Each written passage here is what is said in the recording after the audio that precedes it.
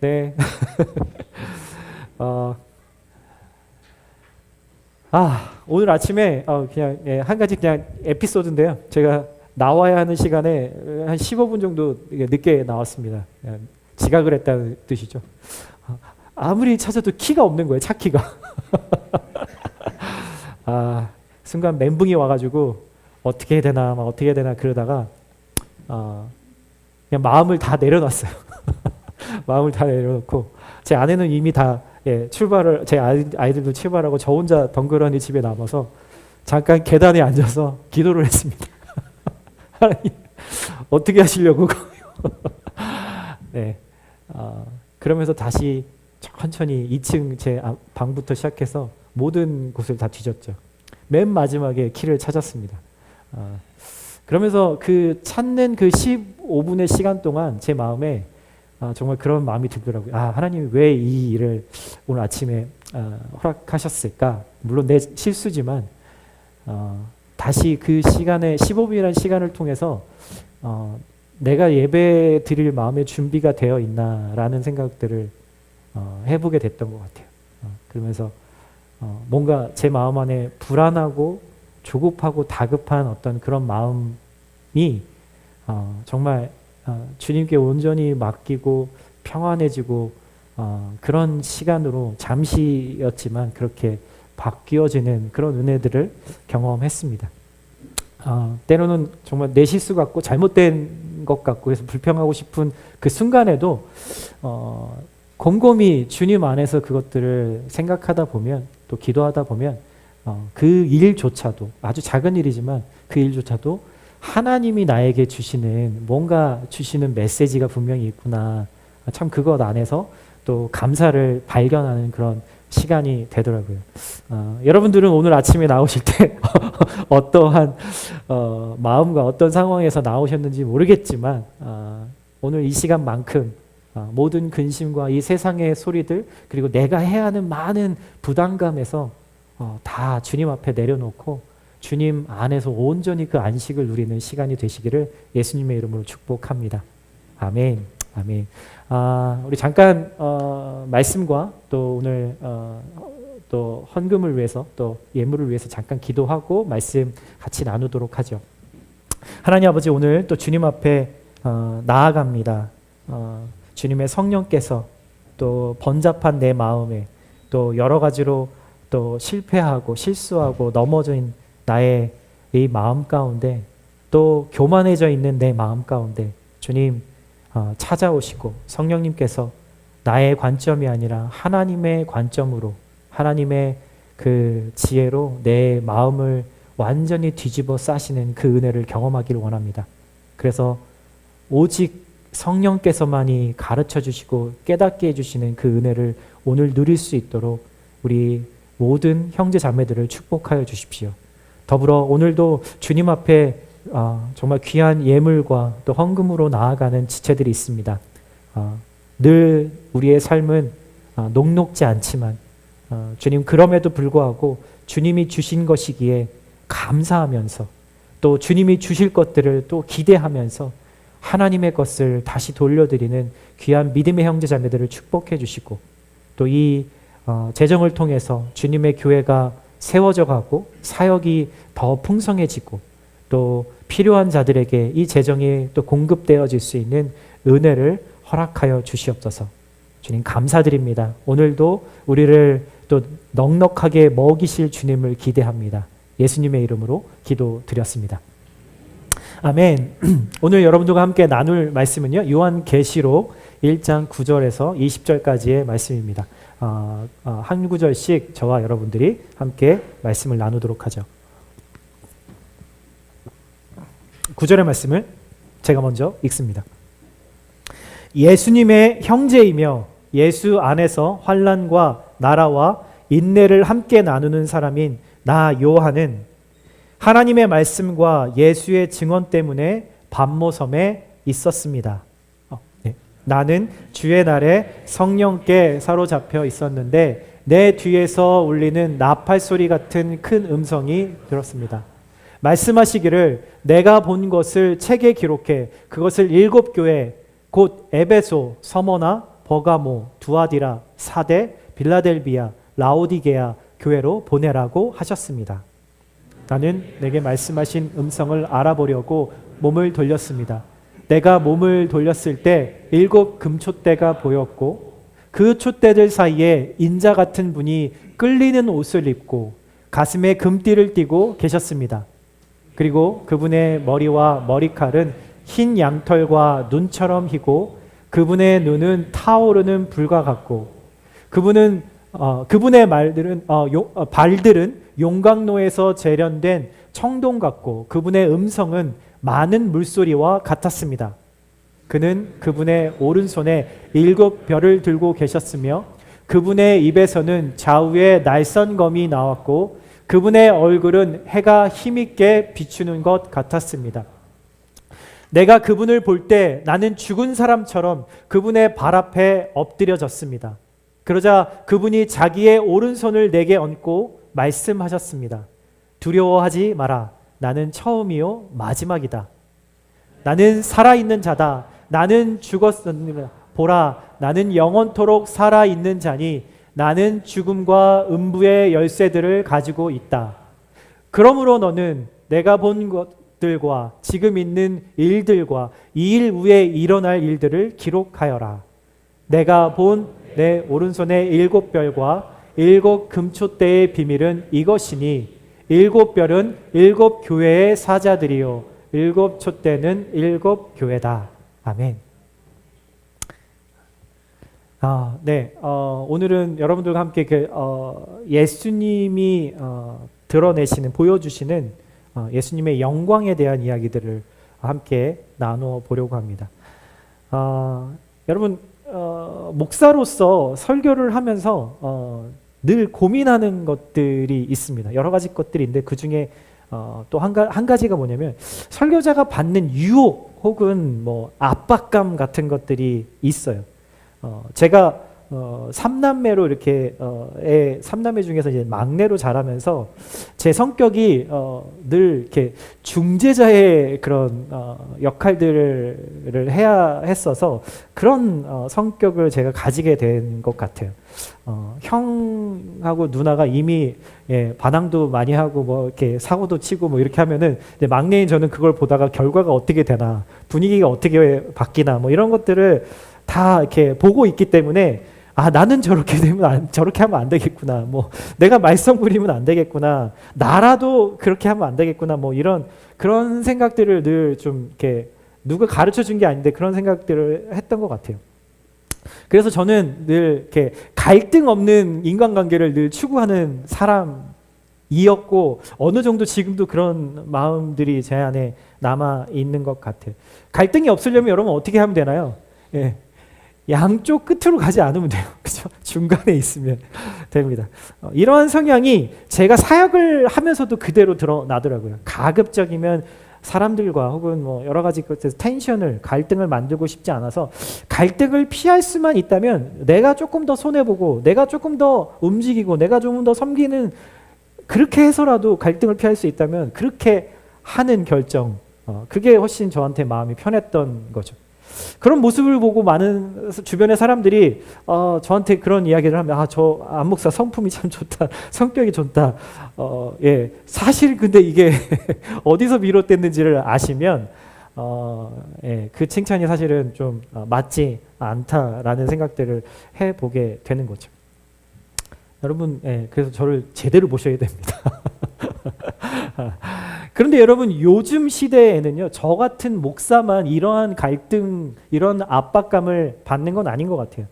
여러분들도 세상에서 살면서 뭐 학교든 가정이든 뭐 직장이든 어느 곳에서든 살면서 어느 한쪽 편에 서지 않고 부드럽고 유연한 모습을 보여주는 사람, 부정적인 느낌을 그렇게 주지 않고 항상 긍정적인 어떤 것들을 추구하는 편안한 사람, 그런 위로의 말들을 할 수 있는 사람들을 많은 사람들이 원하고 또 그렇게 요구하는 거죠.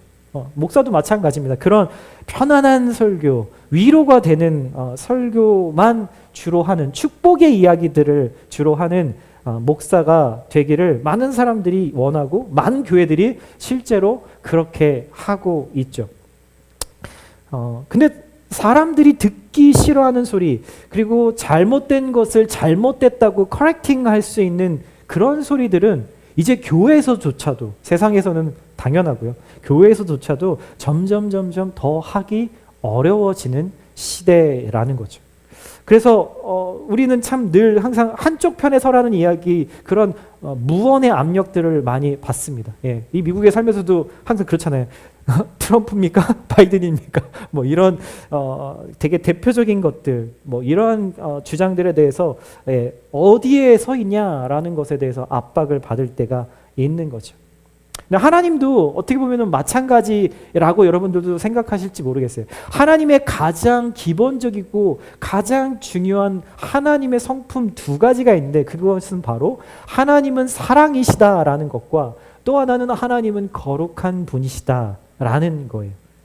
이것은 어찌 보면 곰곰이 생각해 보면 어떻게 이 두 가지가 동시에 있을 수 있나. 거룩하면 거룩한 거고, 사랑하면 사랑하고, 모든 것들 다 용납하고 용서만 해야지 어떻게 그럴 수가 있나라고 생각할지 모르겠지만, 성경은 분명히 하나님은 사랑이시면서 동시에 거룩한 하나님이라는 것을 분명하게 이야기해주고 있다라는 거죠.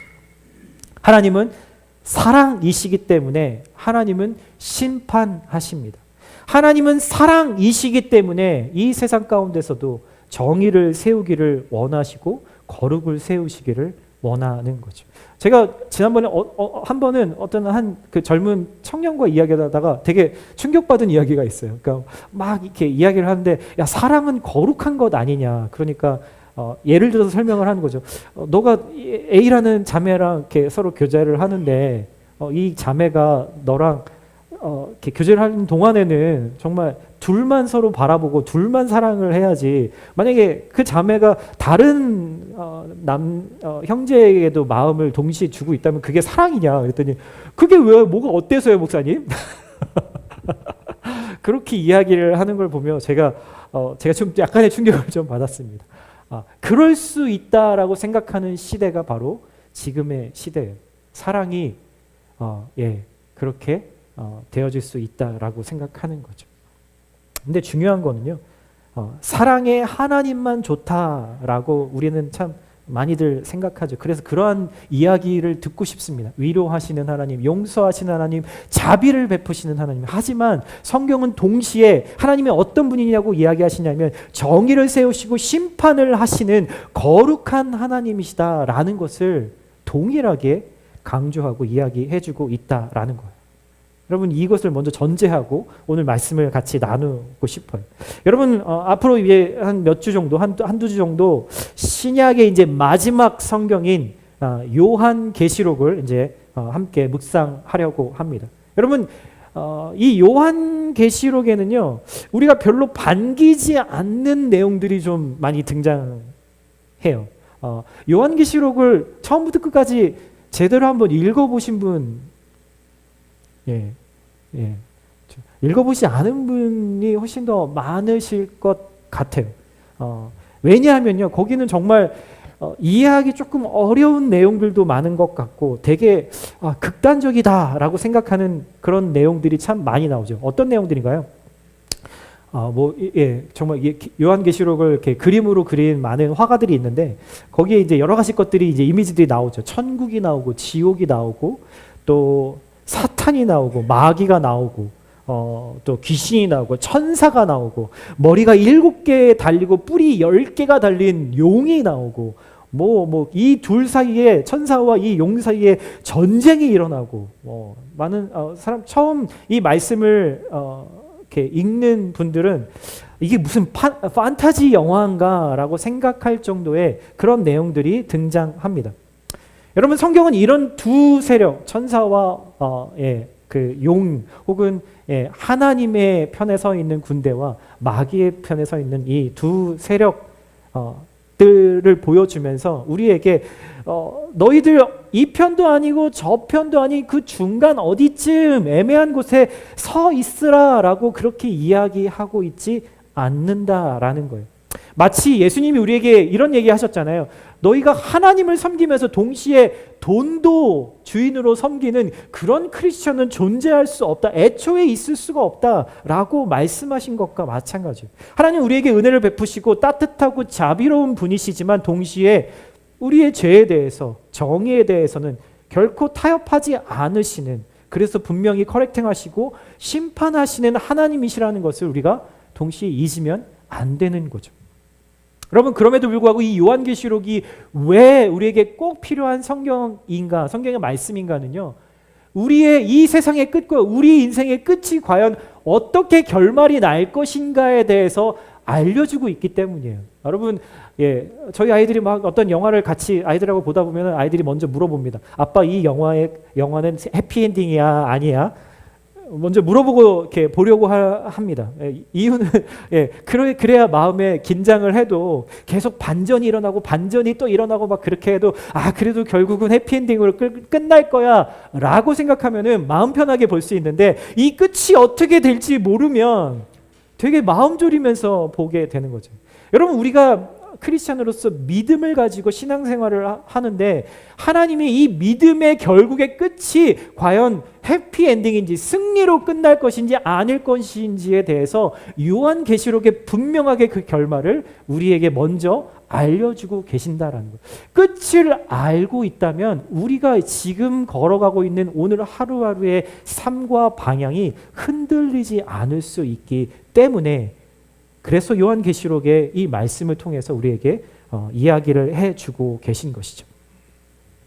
여러분, 많은 사람들이 아무리 듣기 싫은 이야기들, 믿고 싶지 않은 그런 이야기들이 있어도 분명 예수님이 다시 오셔서 심판하실 때 예수님을 믿지 않는 사람들에게 준비되어 있는 곳이 있다라고 이야기를 합니다. 지옥이라는 곳이죠. 불편하시죠? 하나님과 다시 연결되어질 가능성이 단 1도 없는, 1%도 없는 곳.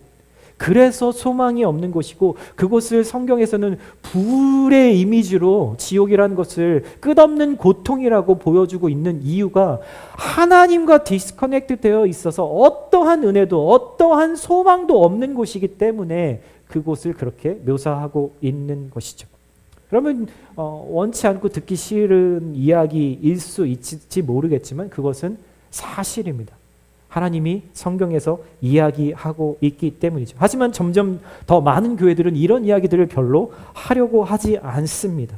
눈에 보이지는 않지만 분명히 이 세상을 움직이고 있는 것은 영적인 세계의 영역이 분명히 있다라는 것을 이야기하는 것이 점점점 사라져가고 있고요. 성경의 어떤 것은 받아들이고 이런 것들은 좀 빼놓고 받아들이고 싶은 사람들이 점점 늘어나고 있다라는 거죠. 여러분들은 어떠세요? 우리는 이 땅에서 정말 크리스찬으로서 공의를 세워야 한다라고 말합니다. 많은 연약한 자들, 가난한 사람들, 그런 정말 난민들, 정말 그런 사람들을 도와서 정말 크리스찬들이 정말 어느 곳에서나 정의를 세워야 한다, 공의를 세워야 한다라고 말하죠. 맞습니다. 우리가 그렇게 살아야 해요. 하지만 성경은 동시에 무엇을 얘기하냐면, 아무리 우리가 그렇게 애쓰고 평생의 정의를 세우기 위해서 노력을 한다 해도 오직 예수님이 다시 오셔야만 이 우주에, 온 우주의 정의가 세워질 수 있다. 마지막에 정말 예수님이 오셔야만 그 일이 일어날 수 있다라고 분명히 이야기해주고 있다라는 것이죠. 여러분, 오늘 우리가 묵상하는 이 요한계시록은요, 사도 요한이, 예수님의 제자였던 사도 요한이 당시에 터키 지역에 세워진 7개 실제 교회입니다. 실제 7개 교회들에게 하나님의 말씀을 받아 적어서 보내줘라, 편지로 보내줘라. 지금처럼 무슨 우리가 전화기가 있고 인터넷이 없는 시대였기 때문에 편지로서 그 교회들에게 하나님의 메시지를 전달하라라고 하는 그 음성을 듣고 그가 본 환상과 그 환상 가운데서 하나님이 말씀하시고자 하는 것들을 기록한 성경입니다. 여러분, 중요한 것이 있어요. 많은 이단들이요, 이 성경을 자기의 입맛대로 변형시키고 자기 마음대로 해석을 해서 그렇게 자기들의 교리를 만들고 그렇게 주장을 잘하는 성경 중에 하나가 이 요한계시록이거든요. 그래서 여러분들 잘 이해하셔야 될 필요가 있어요. 여러분 2024년에 저와 여러분에게 편지한 서신이 아니라는 사실을 우리가 좀 먼저 인지해야 합니다. 그 당시에 2000년 전에 있는 성도들의 그 컨텍스트 안에서 쓰여진 보내진 말씀이었다는 거예요. 게다가 당시에는요 이런 문학이 유행하던 때였어요. 좀 어려운 말로 묵시 문학이라고 하는데 뭐 쉽게 말하면은 시간과 공간을 초월하는 그런 이야기들을 사람들이 이해할 수 있도록 여러 가지 특별한 소재들 우리 일상에서 눈으로 볼 수는 없지만 막 용이 등장하고 막 그런 음료가 등장하고 뭐 무슨 하늘에서 전쟁이 일어나고 뭐 이러한 것들 그런 소재들을 가지고 진짜 하고 싶은 그 메시지들을 풀어내고자 하는 문학이 바로 묵시 문학이라고 하는데 그 당시에는 그런 류의 책들이 그런 류의 문학들이 존재하고 있었기 때문에 많은 사람들에게 그것이 낯설지 않았다. 그런데 우리는 지금 이 요한계시록을 볼 때 그렇지 않기 때문에 낯설 수 있다라는 것을 우리가 인지해야 하는 거죠. 여러분 그렇지만 중요한 거는요. 시대는 바뀌었지만 지난주에도 말씀드렸지만 그 당시의 그리스도인이나 지금 우리나 똑같이 예수님이 재림하시기 전에 이 마지막 때라고 부르는 그 때를 동일하게 살고 있는 그리스도인이기 때문에 그리스도인에게 주시는 그 메시지는 그때나 지금이나 동일하게 달라지지 않았다라는 사실이에요. 그래서 이 두 가지를 잘 아시고 나에게 지금의 2024년에 사람들에게 쓰여진 것은 아니지만 그 안에 담겨져 있는 메시지는 나에게 하시는 말씀이다라는 생각을 가지고 이 말씀을 오해하지 말고 건강하게 이해하셔야 한다는 거죠. 그래서 우리가 많은 경우에 지옥에 대해서 듣기 싫고 악마에 대해서 무시하고 싶고 천사의 존재를 믿고 싶지 않다면 여러분 성경이 말하고자 하는 것을 취사 선택해서 받아들이는 그런 오류를 우리가 가지게 되는 거예요. 마치 시력은 좋은 사람이지만 뿌연 안경, 정말 더러운 안경을 쓰고서 아무것도 제대로 보고 있지 못하는 그런 사람처럼 되는 것이죠.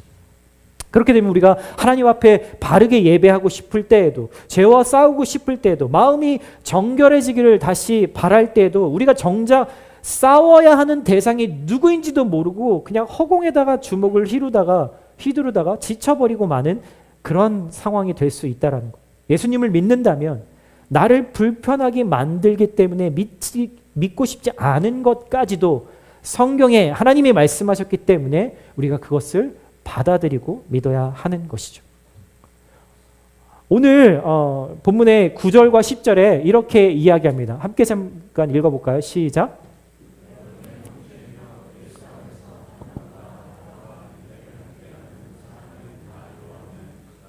말씀과 예수의 증언 때문에 반모섬에 있었습니다. 주의 날에 성령께 사로잡혀 있었는데 내 뒤에 울리는 나팔불 같은 큰 음성을 들었습니다. 여러분 지금 요한은요 반모섬이라고 하는 곳에 지금 유배되어져 있습니다. 여기 반모섬은 사실 터키랑 조금 더 가깝지만 지금 그리스의 땅입니다. 많은 자그마한 섬들이 되게 많은데 그 중에 한 섬이죠. 이곳에는 정치적인 정치범 혹은 종교범들을 유배시켜서 이렇게 귀양 보내는 곳이었어요. 당시에 요한이 이곳에 유배되어져서 간 때는 정말 그가 노년이 되었을 때인데 왜 그렇게 됐냐면 분명히 9절에 그렇게 얘기하죠. 하나님의 말씀과 예수를 증언했기 때문에 본인이 거기에 유배되었다라고 이야기를 합니다. 여러분 이때는요 저 곳이에요. 이렇게 오른쪽에 있는 곳이 터키 지역의 땅이고요. 로마의 황제 도미니아누스라고 하는 그 황제가 다스릴 때였는데 그 황제가 이 요한을 그 반모섬에 유배시키게 된 거죠. 여러분 그곳에 유배 가면은 그냥 되게 편하게 그렇게 있는 곳이 아니에요. 여러분 뭐 아침부터 끝까지 저녁까지 이렇게 먼 바다 바라보면서 유유하게 쉬면서 있는 그런 곳이 아니라 아침부터 저녁까지 강제 노동을 해야 하는 그런 곳이었습니다. 절대로 섬이었기 때문에 도망칠 수도 없었던 그런 곳이죠. 요한은 그런 곳에서 지금 있는 중에 자신처럼 고난당하고 있는 교회와 형제들을 생각하면서 지금 주의 날이라고 하는 것은 주일입니다.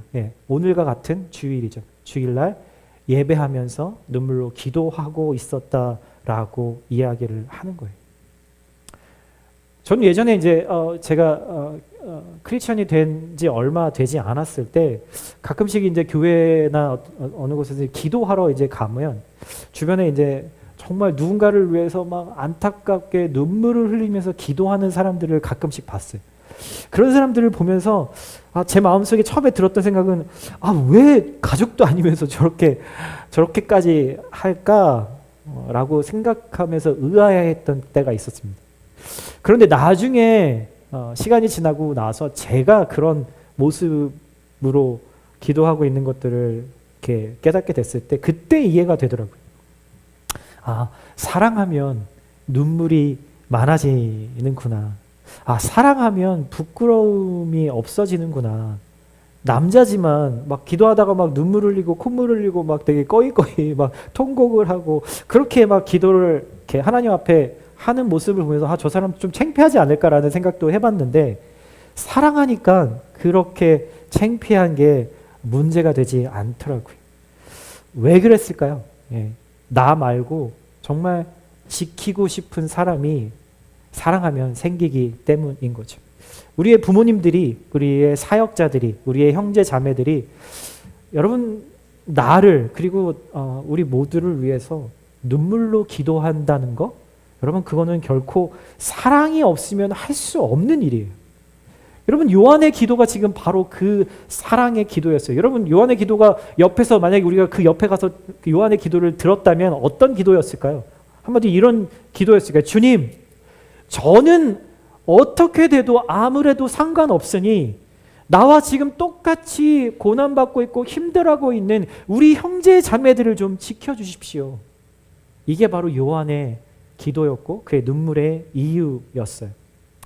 그럼 그가 주일날 그 유배지에서 동굴에 들어가서 홀로 예배를 드리면서 뭐라고 했냐면 성령의 감동이 되었다라고 오늘 이야기를 합니다. 여러분 성령의 감동이 되었다라는 말을 원어로 보면은 성령 안에 있었다라는 의미인데 이거는 마치 여러분 갓난아이가 엄마의 품에 안겨 있는 것 같은 것을 정확하게 의미합니다. 여러분 아기는요 자기 스스로는 아무것도 할 수 없는 존재잖아요. 이 아기는 부모라는 존재에 그 사랑과 헌신에 자신의 모든 것을 맡길 수밖에 없고 그렇게 해야만 그 안에서 웃을 수 있고 잠들 수 있고 배고프다고 울 수 있는 거예요. 여러분 성령 안에 들어간다는 것은 이것과 똑같습니다. 하나님을 경험한다는 것과 마찬가지예요. 그런 하나님, 나를 품어주시는 하나님, 나에게 필요한 것들을 공급하시고 나에게 사랑을 말씀하시는 그 하나님을 경험한다라는 것과 마찬가지죠. 우리가 주일날 함께 오늘 이처럼 이렇게 예배하는 것처럼 요한은 주일날 홀로 예배하면서 이렇게 하나님을 지금 경험하고 있는 거죠. 여러분 여기서 하나님을 경험하고 싶은 분 계세요? 네. 정말 하나님을 경험하고 싶으세요? 내가 잘 믿어지지 않지만 하나님을 제대로 믿고 싶은 분 있으시죠? 갓난 아기처럼 하나님을 신뢰하고 그 품 안에 나를 맡기고 싶으시죠? 여러분 이 요한이 지금 주일날 그 유배지에서 드렸던 이 예배가 바로 우리에게 아주 좋은 이그젬플을 보여줍니다. 하나님을 만나고 싶다면, 하나님을 경험하고 싶다면 바로 요한처럼 해야 하는 거죠. 그건 뭐였냐면 요한의 일상이 여러분 평안했나요? 평안하지 않았어요. 고난 가운데 있었다고요. 왜 고난 속에 있었죠? 뭐 때문에요? 예수님 때문에. 여러분 그렇다고 여러분들을 고난에 일부러 이렇게 넣으라고 하는 말씀은 아니에요. 근데 우리가 하나님의 말씀대로 살려고 하면은 우리의 인생에서 고난이 없을 수가 없어요. 우리가 막히는 것이 있고요. 갈등이 생기고요. 고민이 생기죠. 그런 어려움과 고난 가운데 요한이 있었고요. 그리고 그 상황에서 요한은 정해놓은 시간에 하나님 앞에 나아가는 것을 했다라는 거죠. 정해놓은 하나님과의 만남의 시간이 분명히 있었다라는 거예요. 여러분, 하나님과 만남의 시간을 여러분들 매일매일 갖고 계신가요? 그리고 마지막으로요, 내가 하나님 앞에 정말 갓난 아기인 것처럼 그것을 인정하고, 내가 하나님 앞에서 아무것도 스스로 할 수 없다라는 것을 인정하고, 주님의 그 품을, 주님의 일하심을, 주님의 그 은혜들을 온전하게 신뢰하면서 나를 맡길 때, 오늘 이 요한은 하나님을 만나게 됩니다. 하나님의 음성을 듣게 됩니다. 하나님의 환상을 보게 되는 것이죠. 여러분, 이게 하나님을 만나고 싶은 분에게 제가 해드릴 수 있는 성경의 근거에서 방법이에요. 여러분, 이 성경 안에서 요한이 지금 하나님을 경험하고 있어요. 그리고 환상을 보여주시죠. 여러분, 이런 것을 경험해 보신 분 혹시 있으세요? 막 환상을 보시고 막 꿈을 꾸시고 요한처럼. 그런 분도 분명히 있을 겁니다. 그런 분도 분명히 있어요.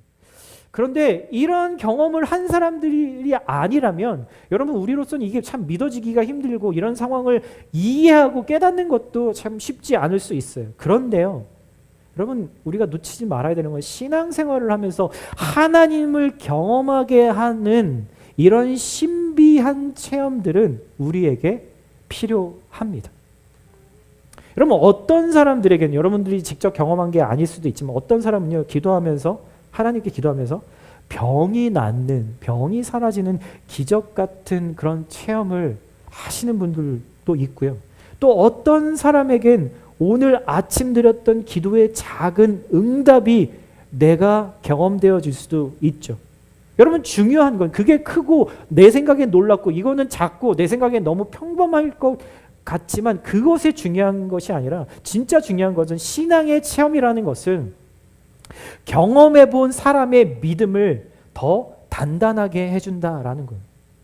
제가 우리 교회에서 예배를 드리고 금요 예배, 주일 예배, 또 말씀을 묵상하고 BTS를 하고 또 부흥회 같은 그런 시간들을 지나면서 많은 간증들을 듣습니다. 하나님이 저에게 이렇게 말씀하셨어요. 하나님이 저의 이 고민을 이렇게 해결해 주셨어요. 하나님이 나에게 이러한 은혜를 주셨어요. 여러분, 그런 것들을 들을 때 우리도 은혜가 되죠. 그렇지만 여러분, 그 사람만큼 우리가 그 감동에 젖어 있을 수는 없어요. 왜요? 직접 경험한 건 바로 그 사람이니까. 그래서 우리에게도 그러한 은혜들, 그러한 경험들이, 신앙의 체험들이 필요합니다. 물론 체험주의, 체험만을 쫓아가는 것은 너무나 위험하죠. 그렇지만 그 체험을 하는 것은 너무나 중요하다라는 거예요. 신앙이라는 것이 오직 이성과 내 논리로만, 내가 경험해본 그 틀 안에서만 이해할 수 있고 그 안에서만 일어날 수 있는 일이 아니라는 것을 하나님이 우리에게 깨닫게 해주시려고 그런 기적적인 기이한 방법으로도 하나님은 우리에게 말씀하실 수 있다라는 것을 보여주시는 거예요. 여러분, 여기에서 중요한 것은 하나님이 말씀에 따라서 그 일을 하신다라는 거예요. 하나님이 그분의 성품을 따라서 그 일을 하신다라는 것을 우리가 잊으면 안 돼요. 많은 크리스천들이 자기 신들의 방에서 기도하면서 또 함께 모여서 집중해서 하나님을 바라보며 예배하면서 이성으로는 이해할 수 없는 하나님의 은혜들을 경험합니다. 말로는 제대로 다 표현할 수는 없지만 내 마음을 만지시는, 그래서 내 마음이 평안케 되고 후련하게 되는 경험들도 하고요. 내 속의 근심과 상처를 정확하게 짚으시고 치유하시는 경험들도 하기도 하고요. 어떤 경우에는 요한처럼 이 신비한 환상을, 꿈을 꾸면서 보기도 하죠. 여러분, 기독교 신앙은요, 이러한 신비한 신앙 체험이 분명히 존재합니다. 하지만 이런 신비한 체험만을 늘 받아가게 되면 이단으로 혹은 정말 잘못된 오류의 길로 빠지게 되기도 하죠. 모두가 원한다고 다 똑같은 체험을 하는 것은 아니거든요. 많은 경우 이 신비한 체험이라는 것은 결국 말씀을 통해서, 말씀을 듣거나 말씀을 묵상하면서 그 말씀을 가지고 기도하면서 내 삶에서 하나하나 작은 것이든 큰 것이든 경험하게 되는 사건들입니다. 전혀 예상치 않았던 사람들을 통해서 하나님이 도움과 은혜를 주시기도 하고요. 말씀을 통해서 답답했던 내 마음이 뻥 뚫려서 소심한 성격인 사람이 다른 사람들 앞에서 담대해지는 것 같은 그러한 체험들을 하게 되는 거죠.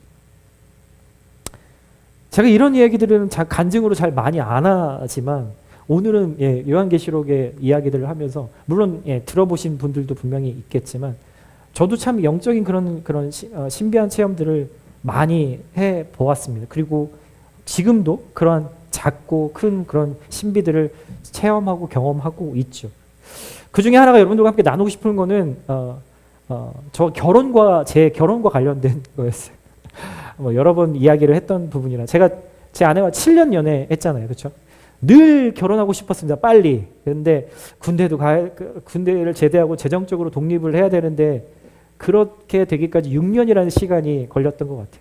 그런데 7년째 되던 해에 제가 결혼을 하게 됐는데 그때는 제가 결혼하게 될 거라는 것도 모르고 있었죠. 제 인생의 결론을 모르니까 그렇죠?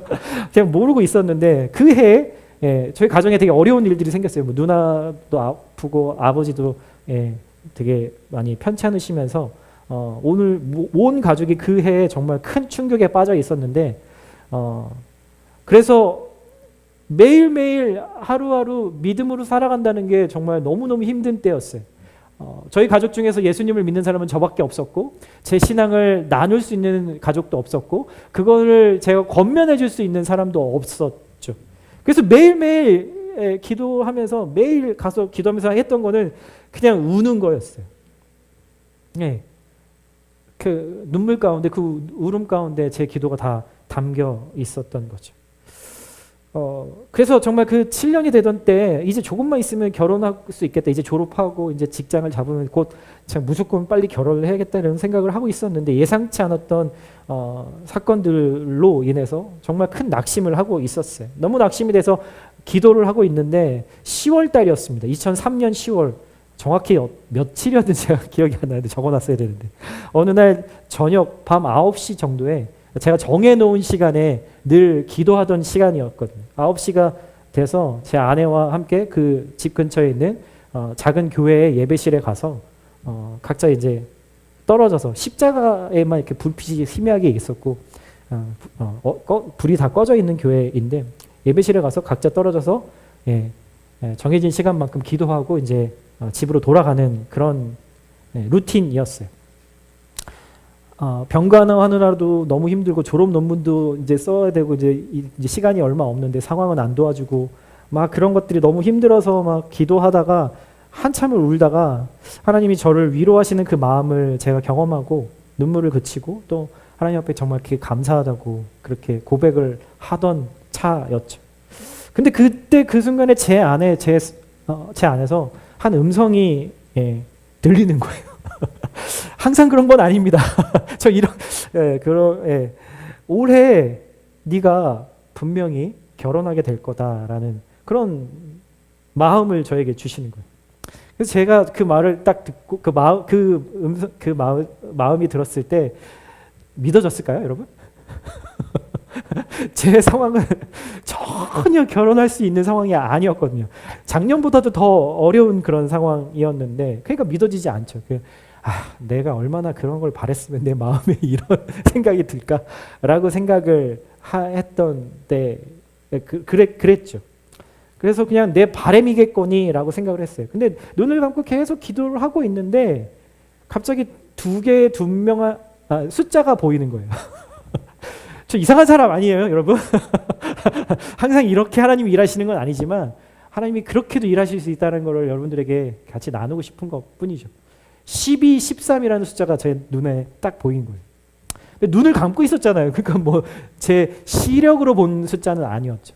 근데 처음에는 1, 2초 동안 제가 그런 생각이 들었어요. 이게 도대체 뭐지? 라고 생각을 했는데 갑자기 제 마음에 그런 깨달아지는 거예요. 그런 음성이 들렸어요. 너가 결혼할 날이야 라고 이야기를 하시는 제가 안 믿으니까 숫자를 보여주시면 언제라는 얘기까지 딱 이렇게 저에게 말씀을 해주시는 거죠. 혼란스러웠습니다. 제가 믿어졌을까요? 한 5% 정도 믿었을 것 같아요. 그 당시에. 기도를 마치고 나서 제 아내에게 이 이야기를 해줬어요. 서로 못 믿는 마음은 동일했죠. 그런데 갑자기 그 주 중에 그 일이 있고 나서 그 주에 저희 어머님이 저한테 전화를 하셔서 갑자기 결혼 얘기를 꺼내시는 거예요. 아버지가 이제 언제 돌아가실지도 모르는 상황이니 너라도 빨리 결혼을 시켰으면 좋겠다. 아버지가 살아계실 때. 아직 학생이었을 때였거든요. 그래서 사돈댁 가고 상견례를 하자고 바로 이야기를 하시는 거죠. 그래서 그때는 한 80% 갑자기 이 말씀이 믿어지기 시작하는 거예요. 오, 이게 가능할 수도 있겠는데? 라고 생각이 든 거죠. 그래서 정말 근데 우리가 기도했던 늘상 7년 동안 기도했던 건 뭐냐? 우리가 결혼을 할 때는 둘 다 안 믿는 가정이기 때문에 반드시 교회에서 결혼 예배로 드려야 한다라는 생각을 가지고 늘 기도했거든요. 그래서 교회에서 결혼을 해야 되기 때문에. 그런데 저희가 다니던 교회는 결혼 예배를 드리려고 장소를 빌려면 최소한 1년 전에 예약을 해야만 내가 원하는 날짜에 결혼을 할 수 있는 상황이었어요. 그래서 하나님이 알려주시고 보여주신 그 12월 13일이라는 게 진짜 토요일이었거든요. 그 당시.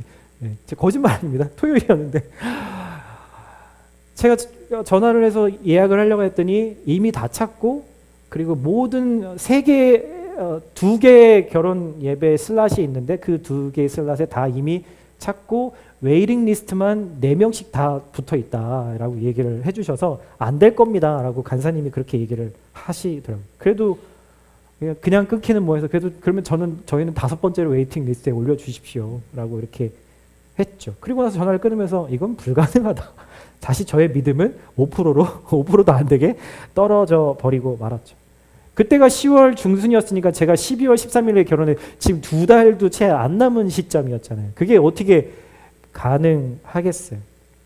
그래서 그냥 포기자기하는 마음으로 기도하면서 예식장을 지금이라도 알아봐야 되지 않을까 하고 막 고민을 하고 있는데 한 주가 지나고 나서 갑자기 간사님이 전화를 하셨어요. 전화를 받았는데 그 예배당이 지금 올해 갑자기 문제가 생겨서 공사를 해야 돼서 장소를 다른 곳으로 옮기게 됐는데 그래서 지금 있었던 그 결혼식 슬롯 2개가 바뀌어서 한 슬롯이 더 생겼다. 원래 12시하고 오후 5시였는데 이게 다 점심 아니면 저녁 그 식사 시간대로 이렇게 되어져 있었는데 3시라는 시간대에 한 타임이 더 생겼는데 다들 애매한 시간이라고 별로 이렇게 원하지 않는 것 같은데 혹시 그 시간에 하시겠습니까? 라고 전화를 저에게 한 거였어요. 그래서 어떻게 했을까요? 당연히 하죠. 당연히. 그 전화를 끊고 나서 제가 어땠을까요, 여러분? 네. 제가 정말 통곡을 하면서 회개를 했습니다. 하나님이 주신 그 말씀을 내가 신뢰하지 않았구나. 내가 믿지 못했구나. 그리고 나서 한참을 그렇게 통곡을 하고 하나님 앞에 회개를 하다가 감사의 기도로 마치게 된 거죠.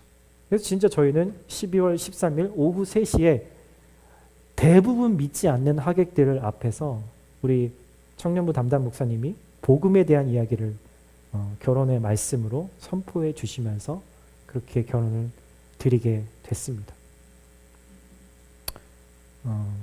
저는 이 일들을 통해서 저와 제 아내의 믿음을 더 견고하게 하셨고 아무도 우리를 위해서 기도해 줄 수 있는 그런 상황이 아니다라고 이렇게 되게 낙심하고 있었는데 하나님이 일하시는 방법은 진짜 무궁무진할 수 있구나.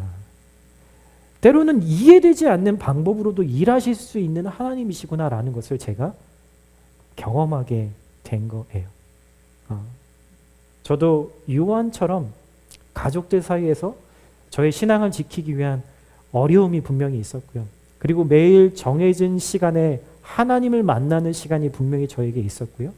그리고 다 믿어지진 않았지만 그래도 계속해서 그것을 가지고 하나님 앞에 가서 질문하고 나아가는 그러한 모습이 저에게 있었던 것 같아요.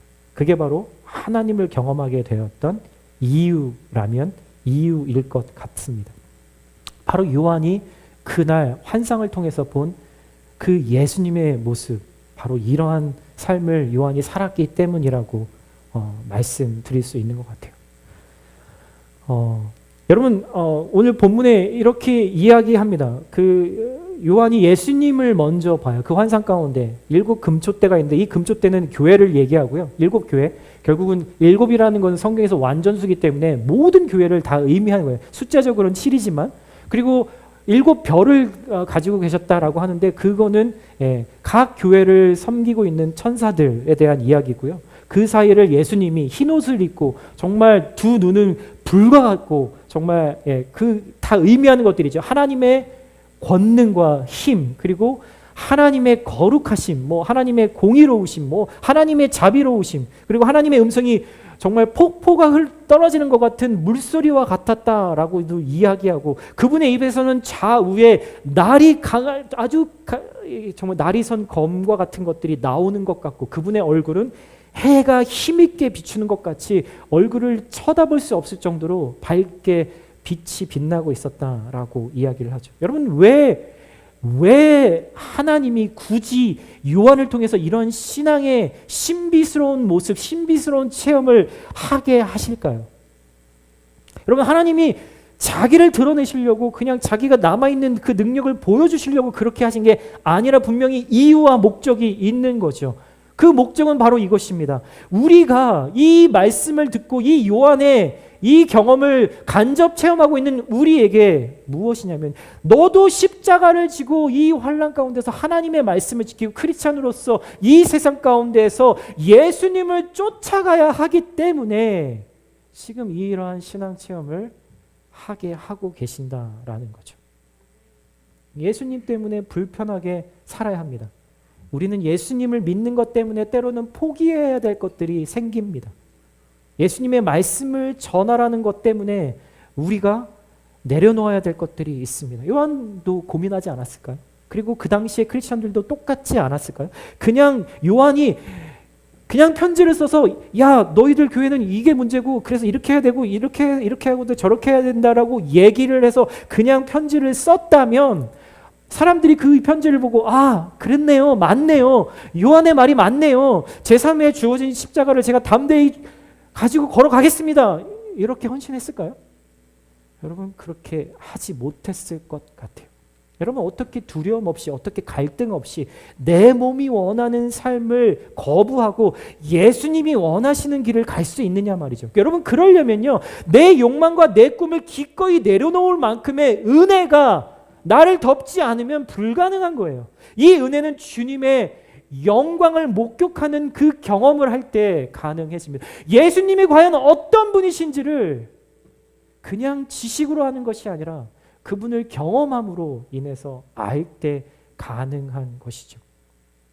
그분의 영광을 볼 때, 그분의 거룩하심, 그 임재 앞에 내가 서 있을 때 내가 그토록 쫓아다녔던 세상의 영광스럽다라고 여겼던 것들이 얼마나 쪼그라들고 얼마나 하찮은 것으로 보여지게 되는지를 경험해야 우리는 그 십자가의 길을 선택하게 되는 겁니다.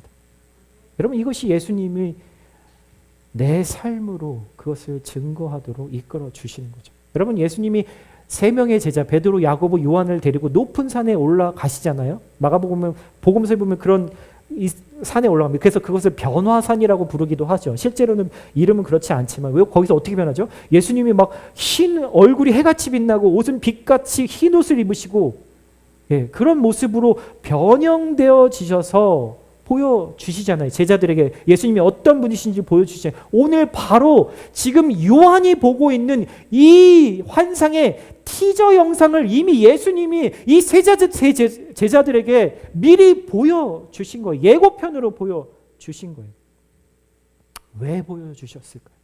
여러분 이 환상 이후에 7교회에 편지를 보내고 이 환상 이후에 제자들은 고난 가운데로 들어가게 되잖아요. 이 편지를 쓴 저자가, 이 말씀을 하시는 저자가 얼마나 권위가 있으신 분인지, 얼마나 거룩한 분이신지, 얼마나 능력이 있으신 분이신지, 얼마나 영광 가운데 있으신 분이신지 그 시간과 공간을 초월해서 우리의 인생을 그리고 온 세상을 다스리시는 하나님이시라는 것을 지금 보여주고 계신 거라는 거죠.